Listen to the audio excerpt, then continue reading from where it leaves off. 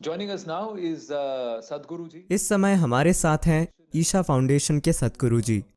सद्गुरु ने बार बार इस मुद्दे पर बात की है कि तमिलनाडु सरकार को हिंदू मंदिरों या हिंदू धार्मिक संस्थानों पर से अपना नियंत्रण छोड़ना चाहिए। सद्गुरु जी, चलिए आपके विचारों से शुरू करते हैं, क्योंकि हमने यहाँ कहा है कि हिंदू मंदिरों को मुक्त कराने के लिए सही रुख अपनाने का समय आ गया है, लेकिन मैं इसे आपसे समझना चाहता हूँ। तो चलिए मैं थोड़ी ऐतिहासिक दृष्टि से बताता हूं कि ये चीजें कैसे हुईं। ये सब एक अधिनियम से शुरू हुआ, एक मद्रास अधिनियम। इसे 1817 का मद्रास अधिनियम कहा गया। ये ईस्ट इंडिया कंपनी के द्वारा किया गया, ब्रिटिश सरकार के द्वारा भी नहीं। फिर सन 1840 तक आते आते ये उनके अपने समाज के अंदर ही इसका विरोध होने लगा कि ईसाई लोग उन मूर्तियों वाले मंदिरों की देखभाल कर रहे थे। तो इंग्लैंड में इसका विरोध हुआ। तो 1840 में वो उसे वापस देना चाहते थे। तो उन्होंने एक निर्देश जारी किया और कहा, ठीक है, इसे ट्रस्टियों को सौंप दीजिए। लेकिन तब सब कुछ उनके हाथों में था और ट्रस्ट खत्म हो चुके थे। तो कुछ प्रमुख मंदिरों को उन्होंने वापस कर दिया। सन 1845 तक ज्यादातर महत्वपूर्ण मंदिरों को वापस लौटा दिया गया। फिर उन्होंने 1863 में एक धार्मिक न्यास अधिनियम पारित किया, जिसके साथ उन्होंने धार्मिक संस्थानों और उनके बंदोबस्त का कार्य पूरी तरह वापस हिंदू समुदाय को सौंप दिया। फिर 1925 में उन्होंने मद्रास धार्मिक और परोपकारी न्यास अधिनियम पारित किया। इसमें सभी धर्म शामिल थे। उस समय देश में स्वतंत्रता आंदोलन को रोकने की ये उनकी एक रणनीति थी। उन्होंने पाया कि चाहे वो कोई मस्जिद हो या चर्च हो या कोई मंदिर हो, ये सभी जगहें लोगों के मिलने का और साथ आकर योजनाएं बनाने का अड्डा बन चुकी थीं। तो उन्होंने सभी धार्मिक स्थानों पर कब्जा करने की कोशिश की, लेकिन अल्पसंख्यकों की ओर से इसका जबरदस्त विरोध हुआ। तो अंग्रेजों ने उन्हें छोड़ दिया और इस अधिनियम को केवल हिंदुओं के लिए लाया गया और इसे हिंदू न्यास अधिनियम या हिंदू मंदिर और न्यास अधिनियम या ऐसा कुछ कहा गया। इसके बाद उन्होंने सन 1935 में इसे और ज्यादा सख्त बना दिया कि वो किसी भी मंदिर पर कब्जा करने का नोटिस दे सकते हैं। और ये सब आज़ादी से पहले हो रहा था, लेकिन आज़ादी के बाद 1951 में उन्होंने ये हिंदू धार्मिक और परोपकारी न्यास अधिनियम 1951 जारी किया और इस 1951 अधिनियम के बहुत से प्रावधानों को हटा दिया गया, मद्रास हाई कोर्ट और सुप्रीम कोर्ट दोनों के द्वारा। तो 1959 में कामराज के समय में उन्होंने दूसरा ये तमिलनाडु धार्मिक और परोपकारी न्यास अधिनियम पास किया, जो आज भी लागू है। इसके तहत 37,000 से ज्यादा मंदिर सरकार के नियंत्रण में हैं। तो इसमें मुद्दा क्या है? मुद्दा ये है कि पहली बात तो ये है कि एक शर्म की बात है कि एक धर्मनिरपेक्ष देश में उस एक समुदाय को, मेरा मतलब अगर आप किसी और देश में इसकी बात करते हैं तो कोई भी आपका विश्वास नहीं करेगा। कोई भी विश्वास नहीं करेगा कि भारत में धार्मिक संस्थाओं को सरकार द्वारा चलाया जाता है। तो धर्मनिरपेक्ष सरकार का मतलब है कि उन्हें किसी भी धार्मिक संस्था से कोई लेना देना नहीं होना चाहिए। जब हम हिंदू मंदिरों के बारे में बात करते हैं तो लोगों का एक बड़ा समूह है जो तुरंत कहेगा, तो चर्चों को भी अधिकार में ले लो, मस्जिदों को भी अधिकार में ले लो। मैं कह रहा हूं कि यह सरकार का काम नहीं है कि वो किसी मस्जिद या चर्च या मंदिर या गुरुद्वारे या किसी भी चीज को छुएं। अभी एक समस्या है तो चलो उस समस्या को कई गुना बढ़ा देते हैं। ये कोई समाधान नहीं है, ठीक है? महत्वपूर्ण बात यह है कि भक्तों को मंदिर की देखभाल करनी चाहिए, क्योंकि मूल रूप से भारतीय मंदिरों को किसी पूजा के स्थान के तौर पर नहीं बनाया गया था। यहाँ कोई एक व्यक्ति लोगों के समूह के लिए प्रार्थना का नेतृत्व नहीं करता। ये मोटे तौर पर अलग अलग तरह की ऊर्जाओं के केंद्र हैं, जहाँ जाकर लोग खुद को उस ऊर्जा से भर सकते हैं, चाहे आप माने या ना माने। ये लाखों करोड़ों लोगों के लिए सच है। हजारों सालों से ये लोगों का अनुभव रहा है। आप विश्वास करते हैं या नहीं करते, ये आपकी समस्या है, लेकिन मूलभूत मानवीय अधिकारों के अर्थों में ऐसा होना ही चाहिए। संवैधानिक अधिकारों के अर्थों में, मौलिक अधिकारों के रूप में ये होना ही चाहिए। लेकिन अब ऐसे कई लोग हैं जो बहस कर रहे हैं। उनका तर्क आमतौर पर यह होता है, लेकिन वो राजाओं के नियंत्रण में होते थे और राजा भी सरकार हैं, तो ये हमेशा से ही सरकार के अधीन रहे हैं। ये सच नहीं है, क्योंकि राजा भक्त होते थे। हाँ, राजा महाराजा बहुत बड़े भक्त थे, इस हद तक कि कई रियासतों में वहां के देवता ही राजा थे। राजा उस देवता का दीवान या मंत्री होता था। तो हमेशा देवता ही शासन करते थे। राजा केवल देवता के नाम पर राज्य चलाते थे, तो वो पूरी तरह से अलग ही तरह के लोग थे। और वहां भी मंदिर के निर्माण के लिए आम जनता दान देती थी। सबसे बढ़कर ये सभी मंदिर, खास तौर पर दक्षिण भारत के मंदिर, विशेष रूप से तमिलनाडु के मंदिर, वो इंजीनियरिंग और वास्तुकला की शानदार रचनाएं हैं। अगर आप ये देखें कि उन्होंने क्या काम किया है 1000 साल पहले, 1200-1500 साल पहले, तो आप इंसान होने पर गर्व महसूस करेंगे, क्योंकि इंजीनियरिंग के अर्थों में ये पूरी तरह बेजोड़ हैं। इंजीनियरिंग की जो महारत उनके पास थी और जिस तरह उन्होंने इन संरचनाओं को बनाया, वो बहुत ही अद्भुत है। लेकिन आज व्यवस्थित तरीके से उन सभी का विनाश किया जा रहा है। सारी कलाकृतियां चोरी हो रही हैं, उनमें से ज्यादातर जा चुकी हैं, क्योंकि मंदिर को ऐसे लोग चला रहे हैं जिनके दिल में उस मंदिर के प्रति कोई भावना नहीं है। और इसके कई और पहलू हैं, इसके आर्थिक पहलू हैं, उसमें मेरी कोई दिलचस्पी नहीं है। मेरी दिलचस्पी है, मूल बात यह है कि अगर आप चाहते हैं कि ये देश आगे बढ़े, तो आप लोगों के बीच भेदभाव न करें। हर किसी के पास समान अधिकार होने चाहिए, यही पूरी बात है। एक देश, एक कानून, हम हर जगह इसकी बात कर रहे हैं, लेकिन ये एक बहुत ही मौलिक तरीके से नहीं हो रहा है। So Tamil Nadu temples have to be released. तो तमिलनाडु के मंदिरों को मुक्त करना होगा, क्योंकि सबसे सख्त विन्यास अधिनियम शायद तमिलनाडु में ही है। दूसरे राज्यों में शायद ये इतना सख्त नहीं है, लेकिन यहाँ तक कि वो भी नहीं होना चाहिए। लेकिन यहाँ उनका पूरा नियंत्रण है। अगर आप एक नया मंदिर भी बनाते हैं और अगर वो प्रसिद्ध हो जाता है, तो सरकार उसे अपने अधिकार में लेने का नोटिस भेज देगी। ये बिल्कुल बेतुकी बात है। आप किसी भी देश में ऐसा नहीं कर सकते। यहाँ तक कि रूस या चीन जैसे देशों में भी आप ऐसा नहीं कर सकते। आप भारत जैसे देश में ऐसा कैसे कर सकते हैं, जो एक धर्मनिरपेक्ष देश है, जहाँ लोकतांत्रिक रूप से चुना हुआ नेतृत्व है और हमारा संविधान हर किसी को अपने धर्म का अभ्यास करने का पूरा अधिकार देता है, चाहे वो किसी भी पंथ से हो। यहाँ तक कि आप एक नया पंथ शुरू करके उसका अभ्यास कर सकते हैं। केवल मौजूदा पंथ ही नहीं, आप एक नया पंथ शुरू करके उसका अभ्यास शुरू कर सकते हैं। जब ऐसी परिस्थिति है, तो बहुसंख्यक आबादी के पूजा स्थलों या उनके मंदिरों को सरकार द्वारा चलाया जाना बहुत ही शर्म की बात है। लेकिन सद्गुरु जी, सच्चाई ये है कि चाहे कोई भी राजनीतिक दल हो, उनकी आंखें हमेशा मंदिरों पर होती हैं। और अगर आप राजनीतिक स्पेक्ट्रम के लेफ्ट से राइट की ओर देखें तो केरल में लेफ्ट है। अगर आप AIADMK, DMK को देखें, जो तमिलनाडु में बारी बारी से आते हैं। आप आंध्र प्रदेश में TDP, YSRC कांग्रेस को देखें। अगर आप तेलंगाना में TRS या उत्तराखंड में BJP को देखें, हर कहीं राजनीतिक दल तुरंत मंदिरों और उनके बोर्ड्स और उनके प्रबंधन को झपटना चाहते हैं। इसका कारण केवल पैसा है या और कुछ भी है? देखिए, मैं नहीं चाहता कि इसे राजनीतिक स्पेक्ट्रम में देखा जाए।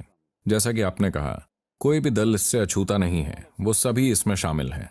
ये एक तरह की लूट है। मुझे लूट की भी चिंता नहीं है। बहुत से लोग पैसे और प्रॉपर्टी को लेकर चिंतित हैं। मेरी चिंता यह है कि एक पवित्र स्थान को व्यवस्थित तरीके से दूषित किया गया है। और इन मंदिरों के सौंदर्य निरूपण के पहलू बहुत ही अद्भुत हैं, लेकिन आज अगर आप तमिलनाडु के ज्यादातर मंदिरों में जाएं, पत्थर की नक्काशियां हैं। ठीक है, मैं कह रहा हूं कि उन्होंने मार्बल या सोपस्टोन पर नक्काशी नहीं की, जैसा कि उत्तर भारत या कर्नाटक में किया जाता है। यहाँ हमने ग्रेनाइट पर, एक बहुत ही सख्त पत्थर पर उत्कृष्ट कला को उकेरा है। और आप जानते हैं उन्होंने क्या किया? उन्होंने उस पर सिल्वर पेंट कर दिया, ऑयल पेंट, इनेमल पेंट, सारी पत्थर की नक्काशियों पर। किसी सरकारी अधिकारी को लगता है कि यही सौंदर्य बोध है। आप इस तरह की चीजों का क्या करेंगे? इस तरह का अपवित्रीकरण और मंदिर की प्रक्रियाओं को बदल दिया गया है। और दूसरे पहलुओं को जाने बिना मंदिर का विज्ञान, मंदिर की संरचना, उन्हें बदलाव कर दिए। उन्होंने यहाँ वहाँ दीवारें खड़ी कर दी। मंदिर की सुंदरता की पूरी तरह हत्या कर दी गई है। सच में, तो मेरी चिंता यह है कि मंदिर को नष्ट किया जा रहा है। हाँ, उनसे धन, संपत्ति और सोना जुड़ा है। मुझे लगता है उसमें से ज्यादातर वैसे भी ब्रिटिश ले गए। जो कुछ बच गया था उसे दूसरे लोग ले जा रहे हैं। ये एक पहलू है। हाँ, मंदिर को एक जीवित मंदिर होने के लिए, उसके सही संचालन के लिए, उसे अपने प्रबंधन के लिए कुछ धन की जरूरत होती है। लेकिन ये भी मेरी चिंता नहीं है। मेरी चिंता सबसे पहले मौलिक अधिकारों की है। जो चीज संविधान में मौजूद है, ऐसा क्यों है कि हमारे पास वो मौलिक अधिकार नहीं है? और सबसे बढ़कर, ये ऐसी चीजें नहीं हैं जिन्हें आप दोबारा बना सकें। ये ऐसी चीजें नहीं हैं जिन्हें आप कल सुबह बनाकर खड़ा कर दें। ये कुछ ऐसा है जिसे एक खास तरीके से बनाने में लोगों की कई पीढ़ियां लगी हैं, खास तौर पर तमिलनाडु में। देखिए, हमें इसका संदर्भ समझना चाहिए। इन्हें मंदिर नगर कहा जाता है, इसलिए नहीं कि वहां एक मंदिर है। सबसे पहले मंदिर, उन्होंने मंदिर बनाया। People who built these magnificent temples, जिन लोगों ने ये भव्य मंदिर बनाए वो खुद झोपड़ियों में रहे। उन्हें इसकी चिंता नहीं थी कि वो कैसे रहते हैं। ये इस तरह के भक्ति भाव के साथ बनाया गया है। बहुत सी जगहें जहां ये ग्रेनाइट के मंदिर, विशाल ग्रेनाइट के मंदिर बनाए गए, वहां कोई पत्थर नहीं है। उन्होंने पत्थरों को 300-400 किलोमीटर दूर तक पहुंचाया, उस समय जब कोई ट्रक, कोई क्रेन नहीं थी। हजारों टन ग्रेनाइट वो लेकर आए और उन्हें तराशा और स्थापित कर दिया। इस काम में 2-3 पीढ़ियां लग गईं। और जिस तरह इन्हें प्राण प्रतिष्ठित किया गया, जैसे उदाहरण के लिए चिदम्बरम मंदिर की प्राण प्रतिष्ठा महर्षि पतंजलि ने की थी, आप उसे कैसे नष्ट कर सकते हैं? ऐसे बहुत से दूसरे मंदिर हैं जिनकी प्राण प्रतिष्ठा अगस्त्य मुनि ने की थी, आप उसे कैसे नष्ट कर सकते हैं? आप इस विरासत को नष्ट नहीं कर सकते, लेकिन दुर्भाग्य से बहुत अधिक नुकसान किया गया है। मुझे लगता है कि इसे मुक्त करने का समय आ गया है। अब लोग कह रहे हैं, ओह, फिर तो हर तरह का भ्रष्टाचार होगा। ये कहना पूरी तरह बेतुका और अपमानजनक है कि बहुसंख्यक समुदाय के पास ऐसे चंद लोग नहीं हैं जिनके पास मंदिर को चलाने के लिए जरूरी दिमाग और ईमानदारी हो। जब आज हम एक ऐसे समय में हैं जहां हम सोच रहे हैं कि सरकार को किसी एयरलाइन की व्यवस्था नहीं संभालनी चाहिए, उसे हवाई अड्डों की, बंदरगाहों की, उद्योग, व्यवसाय, खनन, किसी की व्यवस्था नहीं संभालनी चाहिए। सब कुछ निजी संस्थानों के रूप में लोगों को संभालने के लिए दे देना चाहिए, लेकिन मंदिरों को संभालने की योग्यता सरकार के पास है। कैसे? ये बिल्कुल बेतुकी बात है। चूंकि आपने चिदम्बरम मंदिर का जिक्र किया है, 2014 में माननीय सुप्रीम कोर्ट ने एक ऐतिहासिक फैसला दिया था और मैंने डॉक्टर सुब्रमण्यम स्वामी से भी बात की, जिन्होंने उस केस में दलील दी थी। यह केस सन 1886 से कोर्ट में लटका हुआ था और कोर्ट ने इस बार साफ साफ कहा कि मंदिर को पुजारियों के द्वारा चलाया जाना चाहिए, न कि सरकार के द्वारा। कोर्ट ने यह भी कहा कि पुजारी एक धार्मिक समुदाय हैं और उनके अधिकारों को राज्य के किसी भी दखल से संरक्षण और सुरक्षा मिलनी चाहिए। लेकिन उसके बावजूद यह चल रहा है। कोर्ट ने यह भी कहा कि अगर मैनेजमेंट खराब है या भ्रष्टाचार है तो आप उसे ठीक करिए और लोगों को वापस सौंप दीजिए, लेकिन कोई भी इसका पालन नहीं कर रहा। देखिए, अगर किसी संस्था में किसी तरह का गलत काम या भ्रष्टाचार हो रहा है, सभी संस्थाएं, किसी भी तरह के परोपकारी ट्रस्ट या धार्मिक ट्रस्ट भारतीय कानून के दायरे में आते हैं। तो अगर कोई गलत काम हो रहा है, जैसे कि अगर किसी व्यवसाय या किसी मीडिया हाउस या किसी उद्योग या किसी ट्रस्ट में कोई गलत काम होता है, तो इसके लिए कानून है। किसी भी अपराध से निपटने के लिए आईपीसी है। सिर्फ 1 या 2 संस्थानों में भ्रष्टाचार होने के कारण आप सब कुछ अपने कब्जे में नहीं ले सकते। हाँ, भ्रष्टाचार हो सकता है, ये जीवन के हर पहलू में हो रहा है ना? हाँ, लेकिन ऐसा क्यों है कि हम इस देश में हिंदुओं के रूप में? देखिए, जैसा कि मैंने कहा, दुर्भाग्य से 1925 में अंग्रेजों ने सभी धार्मिक संस्थाओं को अधिकार में लेने के लिए एक कानून पारित किया, जिसमें मस्जिद और चर्च और मंदिर और गुरुद्वारा और सब कुछ शामिल था। लेकिन उन्होंने बाकी 2 को छोड़ दिया क्योंकि वो सड़कों पर उतर आए थे। दुर्भाग्य से हम ये चलन बना रहे हैं। अगर आपको किसी तरह का न्याय चाहिए तो आपको सड़कों पर कुछ जलाना होगा। ये देश को मैनेज करने का एक दुर्भाग्यपूर्ण तरीका है। जब हम कोई अपील करते हैं, कृपया इस पर ठीक से गौर कीजिए। आप क्यों चाहते हैं कि लोग सड़कों पर उतरें और चीजें जलाएं? हम उस दिशा में नहीं जाना चाहते। ये चीजों को करने का हमारा तरीका नहीं है। मैं बस एक मुद्दा उठा रहा हूँ। ये सरकार पर है कि वो इस ओर कदम उठाएं। लोगों को विरोध करने दो, फिर हम कुछ करेंगे। ये किस तरह की बकवास है? ये बिल्कुल अन्याय है कि जब आप किसी तरह देश को तहस नहस करेंगे, सिर्फ तभी आप कार्रवाई करेंगे। जब हम देश को किसी तरह नुकसान पहुंचाएंगे, जब आप हर किसी के जीवन में थोड़ी परेशानी खड़ी करेंगे, ठीक है, हाईवे जाम कर दो, रेल रोको, रास्ता रोको, बिजली रोको, आपको कुछ करना होगा, फिर आप कोई कदम उठाएंगे। कृपया देश को इस दिशा में ना ले जाएं। हम कानून का पालन करने वाला देश बने। जब कोई समझदार अपील की जाती है तो हर किसी को उस पर गौर करना चाहिए। मैं कह रहा हूं हर किसी को, चाहे आप किसी भी पार्टी के हों, किसी भी पद पर हों। हर वो व्यक्ति जो किसी प्रशासनिक पद पर है, उसे इस पर गौर करना होगा।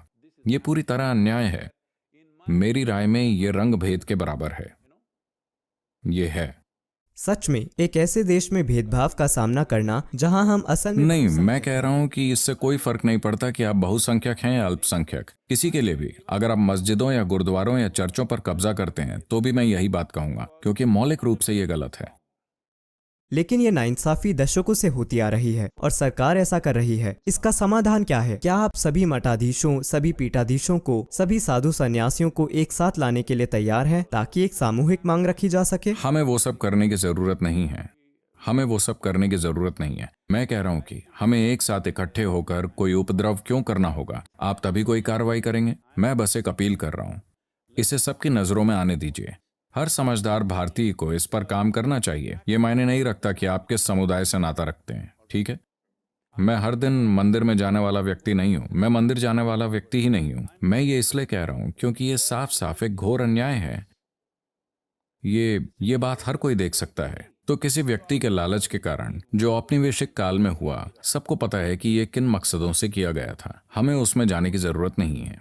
बात बस इतनी है कि कल, चूंकि आपने अमेरिका का जिक्र किया, कल एक कवयित्री अमांडा, उसका जो भी नाम था, गॉर्मन, वो एक कविता पढ़ रही थी जिसमें उन्होंने एक पंक्ति कही, मुझे वो शानदार लगी। उन्होंने कहा, Just is, everything is just is, the way it is not justice, all right? ठीक है, ये जस्ट इज ब्रिटिश काल का है और ये जस्टिस नहीं है, ये बिल्कुल इनजस्टिस है। सही, लेकिन मैं आपसे पूछना चाहूंगा कि ये बात लोगों की चेतना में भी नहीं है। फिर ये कैसे संभव होगा? क्योंकि हर किसी को हिंदुओं के वोट चाहिए। हर कोई कुछ खास समुदायों और लोगों के समूहों के कल्याण की बातें करते हैं, लेकिन यह अन्याय ये बाकी हर किसी के साथ हो रहा है। मंदिर हमारी संस्कृति को जीवित रखने के स्रोत भी हैं, हमारी परंपरा को जीवित रखने के, हमारे ऐतिहासिक ज्ञान को आगे पहुंचाने के, लेकिन ये सब भी खो रहा है। सिर्फ खो नहीं रहा है, इसे व्यवस्थित तरीके से मिटाया जा रहा है। ये सिर्फ खो नहीं रहा है। देखिए, एक समय पर मंदिर हस्तकला, कला, संगीत और हर चीज के केंद्र हुआ करते थे। आप किस हद तक उसे पुनर्जीवित कर पाएंगे? आप क्या कर सकते हैं? मैं कह रहा हूं कि हर शहर में, हर उस शहर में जहां मंदिर हैं, या हर राज्य में, मान लीजिए कि हम, क्योंकि एक जटिल मुद्दा है, सभी 36,000 मंदिरों को कल सुबह वापस नहीं किया जा सकता, ठीक है? So you have to form a state level. तो आपको राज्य स्तर का सामुदायिक बोर्ड बनाना होगा जिसमें जिम्मेदार लोग हों जो मंदिर में मौजूद धन या दौलत की वजह से उसमें नहीं आए हैं। ऐसे लोग जो सफल हैं, जिन्हें कोई परवाह नहीं कि मंदिर के पास क्या है, उनके दिलों में थोड़ी भक्ति है। आप राज्य के लिए उस तरह के लोगों का ट्रस्ट बनाइए और फिर हर शहर, हर जिले वगैरह के लिए आप और ट्रस्टों का गठन कीजिए। ये एक लंबी प्रक्रिया है, ये कल नहीं होने वाला। मुझे कोई चिंता नहीं अगर इसमें 4 या 5 साल लगते हैं, लेकिन कम से कम प्रक्रिया तो शुरू होनी चाहिए। आपको कम से कम इरादा तो दिखाना चाहिए। मैं समझ सकता हूं कि प्रक्रिया जटिल है, इसे कदम दर कदम करने की जरूरत है। अगर आप इसे ठीक तरीके से नहीं करते तो ये एक बड़ी झंझट बन सकता है। तो क्या इसका कोई समाधान नहीं है? निश्चित रूप से एक समाधान है। अगर आप एयर इंडिया किसी और को सौंप सकते हैं तो इसे आप बड़ी आसानी से कर सकते हैं। यह कोई व्यावसायिक चीज नहीं है। वैसे भी अभी भी मंदिर इसीलिए चल रहा है क्योंकि श्रद्धालु आ रहे हैं, इसीलिए नहीं कि सरकार मंदिर के लिए प्रचार कर रही है। इसमें कोई पैसा या व्यापार शामिल नहीं है, कोई प्रचार प्रसार शामिल नहीं है। लोग वैसे भी आएंगे। फिलहाल ज्यादातर मंदिरों को इस तरह रखा गया है कि कोई भक्त भी वहां नहीं जाना चाहेगा। उन्हें इस तरह रखा जा रहा है। लेकिन आप कह रहे हैं कि इसमें थोड़ा समय लगेगा। मैं बस कह रहा हूं कि तिरुमला तिरुपति देवस्थानम में, चिदम्बरम मंदिर में, पद्मनाभ स्वामी मंदिर में, हर मंदिर में, हमारे देश के हर राज्य में मंदिर हैं जहां भक्तों की भारी भीड़ उमड़ती है। और यही कारण है कि राज्य उन्हें नियंत्रित करना चाहते हैं, क्योंकि उनका कहना है हमें प्रशासन पर नियंत्रण करना होगा, वरना आप लोगों और श्रद्धालुओं की भीड़ को नहीं संभाल पाएंगे। ये कारण दिया जाता है। इसे सुनिश्चित करने के लिए राज्य को वहां होने की जरूरत है। उत्तराखंड में 500 मंदिरों को अधिकार में लिया गया। मुख्यमंत्री से लेकर नीचे तक सत्ता में बैठा हर व्यक्ति कह रहा है हम सुधार करना चाहते हैं, हम 4 धामों को जोड़ना चाहते हैं और इसलिए हम ऐसा कर रहे हैं। देखिए, अगर वो चाहें तो वो सरकार द्वारा शुरू किए गए ट्रस्टों का गठन किया जा सकता है। अगर आप चाहें तो इस पर एक IAS अधिकारी रख सकते हैं, ये पक्का करने के लिए कि सब सही है, ठीक है? मान लीजिए अगले 10 या 15 सालों तक आप वहां एक IAS अधिकारी रख सकते हैं। फिर धीरे धीरे आप उन्हें हटा सकते हैं, या अगर जरूरी हो तो उन्हें हमेशा के लिए वहां रखा जा सकता है। लेकिन मंदिर को भक्तों के द्वारा ही चलाया जाना चाहिए, क्योंकि वहां एक खास प्रक्रिया है। देखिए, सभी मंदिर एक जैसे नहीं होते, ये ऐसे नहीं है। मिसाल के लिए, सभी दूसरे धर्मों में, सभी गुरुद्वारों में एक ही चीज होती है, सभी मस्जिदों में एक ही चीज होती है, सभी चर्चों में एक ही चीज होगी। ठीक है, मामूली अंतर हैं, लेकिन मूल रूप से एक ही चीज। लेकिन यहाँ ऐसा नहीं है। ये अपने आप में एक पूरी दुनिया है। देवी मंदिर एक तरह का होता है, शिव मंदिर दूसरी तरह का होता है, विष्णु मंदिर अलग तरह का होता है, कृष्ण राम बहुत बहुत अलग हैं। मैं कह रहा हूँ सब कुछ अलग है। यही संस्कृति की खूबसूरती है कि हम मूल रूप से इतने अलग हैं, लेकिन हमें कोई परेशानी नहीं है। आप इसका महत्व नहीं समझ रहे। Just is ये ऐसा ही रहा है। तो सन 1800 से ये इसी तरह रहा है, तो समस्या क्या है? हम 22वीं सदी में भी इसी तरह जारी रख सकते हैं? नहीं, मुझे लगता है कि इसे बदलना ही चाहिए, इसे बदलना ही चाहिए। मैं सहमत हूं कि इसे बदलना चाहिए, लेकिन हाथ जोड़ के अपील करके भी यह नहीं बदलता तो लोगों की ओर से यह मांग आनी चाहिए और एक बड़े जनसमूह को आगे आना होगा, और इसके लिए उन्हें अभी हो रही चीजों के प्रभाव को समझना होगा। देखिए, महत्वपूर्ण बात यह है कि अभी तमिलनाडु में चुनाव होने वाले हैं। हाल ही में 3 दिनों पहले हमारे पोंगल उत्सव के दौरान एक युवक खड़ा हुआ और उसने मुझसे पूछा, सद्गुरु, मुझे किसे वोट देना चाहिए? मैंने कहा, देखिए, मैं ये नहीं बताऊंगा कि आप किसे वोट दें, आप जिसे चाहे उसे वोट दें। मैं कभी किसी को ये नहीं बताऊंगा कि उन्हें किसको वोट देना चाहिए, लेकिन मैं आपको बताता हूं कि मैं किसे वोट दूंगा। तो मैंने 5 पॉइंट्स बताए। मैं उन सभी 5 पॉइंट्स में नहीं जाऊंगा, क्योंकि एक कावेरी के बारे में है, एक किसानों के बारे में है, एक उद्योग के बारे में है, एक निवेश के बारे में है, एक भ्रष्टाचार के बारे में, इस तरह, और आखिरी वाला मंदिरों के बारे में है। मैंने कहा कि जो भी पार्टी जो ये वचन देगी कि मैं कोई अव्यावहारिक व्यक्ति नहीं हूं, मैं ये नहीं कह रहा कि कल सुबह इसे बदल दो, नहीं, आप प्रक्रिया शुरू कीजिए, आप प्रक्रिया शुरू कीजिए, इसे करना शुरू कीजिए। और जो कोई भी ये वचन देता है कि वो सत्ता में आने के 6 महीनों के अंदर प्रक्रिया शुरू कर देंगे, मेरा वोट उनके लिए। ये निर्णय आपके ऊपर है कि आपका वोट किसे जाएगा। तो एक लोकतांत्रिक राष्ट्र का मतलब ही ये है कि चुनाव के दौरान आप बदलाव ला सकते हैं। ठीक है, लोगों को यह जिम्मेदारी उठानी चाहिए। आपने बहुत सही बात कही, यही हमने कहा। क्या इससे चुनावी मुद्दा बनना चाहिए? क्या हिंदुओं का वोट उनको जाना चाहिए जो मंदिरों को मुक्त करने के साथ साथ आपके द्वारा बताए गए 4 या 5 बिंदुओं को भी पूरा करने का वचन देंगे? आपका बहुत बहुत धन्यवाद सद्गुरु जी। नमस्कार। नमस्कार।